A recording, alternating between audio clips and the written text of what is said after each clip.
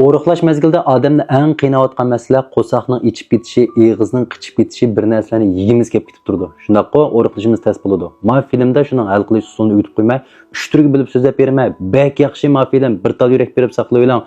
Bek oson sizga hamon mushning orasidagi bir usul cho'qimlan mos keladi. Qo'saq ichib ketdi degan nima degan gap? Bu badanniki bir xil jismoniy jihatdan bizga kelgan bir signal shundaqmi? Bu chaqda biz o'zimizning irodamizga tayinib, yijiliga tayinib, bo'ldi chidiyotma. Qo'saq olsam chidiy olayman, oxirini chiqarmasak u qaramliq bo'lib qoladi. Chidashninki eng oxirgi natijasi chidiy olmaslik bo'ladi. Hech qanday odam bir ishga bir umr chidab ketolmaydi. Bo'libmi ochliq tuyg'u deganga unda uzun mezgil chidig'ili bo'lmaydi. Siz buni nihoyat ilmiy pozitsiyada bo'lishingiz kerak. Avval qo'sqingiz nemishqa ichib ketadi sababini bilib beqing. Sizningki yegan yemakliklaringiz sizning qon shakaringizni tez suratda o'rlataversa, badanmi shu qon shakarini tez suratda tushiradi. Bir o'rlab bir tushgandan keyin sizda bir xil ochliq tuyg'usi paydo bo'ladi. Bir narsalarni yegingiz keldi. Gapim tushunish bo'ldimi? Unda qo'z qanday qilamiz? Yeyotgan narsalarimizni qanday tanishaymiz? 3 turga bilib beray, ya. Birinchisi, eng yaxshi bo'lgani hamda, bosh saroyda yarbasa, cho'qimish birinchi turni ishlatamiz. Ya'ni biz yeyotgan asos oshliqlarni shakar moddasi bo'libmi, bizning shakarimizni ostaroq o'rlatadigan asos oshliqlarni tanlaymiz. Masalan, ranglik mifan, tavmi deymiz, xongshu, qo'noq, kava, yangyu, sulu, shakarsiz qetiq, meyvechilardan masalan olma, anadagi dadur deymiz, ying zo'ydo deymiz. Manda oshliqlar bizning qon shakarimizni tez o'rlatib etmaydi. U tez o'rlanmagandan keyin tez tushib ketmaydi. Shundaqmi? Ma'noda qo'sqingiz xili oson to'ydi. Bu birinchi usul. Bo'lsa, oq mifan, oq ximir deganlarni mushtunga almashtirib bering. Ikkinchisi, qon shakaringiz tez o'rlatmayli, ammo ostaroq tushiradiganini ishini qilamiz. Ya'ni siz ximir yesangiz mayli, oq guruch yesangiz mayli, ular qon shakaringizni o'rlatadi.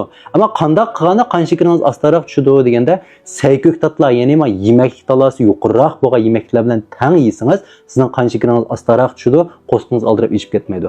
Masalan, lag'man yesangiz, yang, ammo burunqidek lag'manga jamin qo'shib, sayni azroq yemay, sayni jiqroq xemirni azroq qilsangiz, say xili jiq bo'shliqni egallasa, yemaklik talasi degan narsa. Sizning qon shakaringiz ostaroq tushadi, qo'sqingiz 3-4 soatgacha unda aldirab ichib ketmaydi degan gap.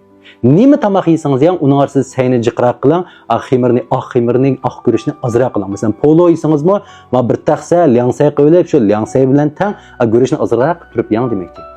Üçüncüsü deganda bir vaqt tomoqni yeganlikka rad tartibga diqqat qilaylik. Mayli siz o'quvchi bo'ling, maktabning oshxonasida yeysiz yoki bo'lmasa ishchi xizmatchi bo'ling, idoraning oshxonasida yeysiz. Siz avval o'zingizga kam deganda bir 100 gram atrofida sayko'k tatni tayyorlang. Cho'qimlanba. Undan keyin go'sht, andan keyin asos oshliq masalan ximir, oq mifan degandek. Eng avval sayko'k tatni 100 gramni yeyotdan boshqa narsa yemay turib. Andan keyin go'shtni ham, andan keyin oshliqni ham. Yoki bo'lmasa avval go'shtni yeb, andan saynib, ishqilib eng oxiriga oq ximir bilan oq guruchni ep qo'ying. Shu chaqdimi sizning ma'vo oshqoziningizni xilijiq yemaklik talasi bir bo'shliqni egallaydi, qon shakaringiz unda tez o'rlab ketmaydi degan gap. Inchik nuqtalar bor. Hamon bir sizga mos keladi. Mayli siz uydan tomoq yeng, sirtdan tomoq yeng, lag'man yeng, ximirliq tomoq yeng, boshqa narsa yeng. Mush 3 narsaga bir sizga mos keladi. Gap siz mushdan ahamiyat beramsiz, bermamsiz shuningda. Salla diqqat qilsak o'riqlar g'albi qig'il bo'ladi. Osh yuri va mayli oxirini ap chiqamaymiz. Menga agishib ishni unutib qolmang, g'ayrat qiling.